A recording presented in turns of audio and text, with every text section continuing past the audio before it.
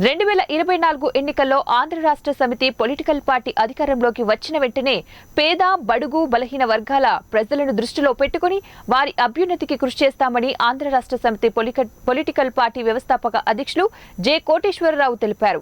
గుంటూరు జిల్లా నిడుముక్కల గ్రామంలో నుండి ఫిబ్రవరి 5వ తారీఖు నుంచి రాష్ట్ర వ్యాప్తంగా ఆంధ్ర రాష్ట్ర సమితి పొలిటికల్ పార్టీ వ్యవస్థాపక అధ్యక్షులు జె కోటేశ్వరరావు రథయాత్ర చేపట్టారు. అందులో భాగంగా నేడు కర్నూలు నగరంలోకి రథయాత్ర చేరుకోవడంతో కర్నూలు పట్టణవాసులు స్వాగతం పలికారు. అనంతరం విలేకరుల సమావేశంలో జై కోటేశ్వరరావు అంటూ ఈ సందర్భంగా ఆయన మాట్లాడుతూ ఇప్పుడున్న ఏ రాజకీయ పార్టీలు పేద బడుగు బలహీన వర్గాల ప్రజలను గురించి ఆలోచించడం లేదన్నారు. ప్రతి కులానికి ఓ రాజకీయ పార్టీ పుట్టుకొస్తున్నాయి. ఏ రాజకీయ పార్టీ అయినా కూడా అధికారంలోకి వచ్చిన వెంటనే ఎస్సీ ఎస్టీ బీసీ మైనార్టీలకు సీఎం పదవిని ఇచ్చే దమ్ము ఉందా అని రాజకీయ పార్టీలకు సవాల్ విసిరారు. జనంలోకి వెళ్ళేటట్టుగా చూడండి. ఖచ్చితంగా మనది చిన్న పార్టీ కాదు, మనది జాతీయ స్థాయిలో పెద్ద పార్టీ అయిపోయింది.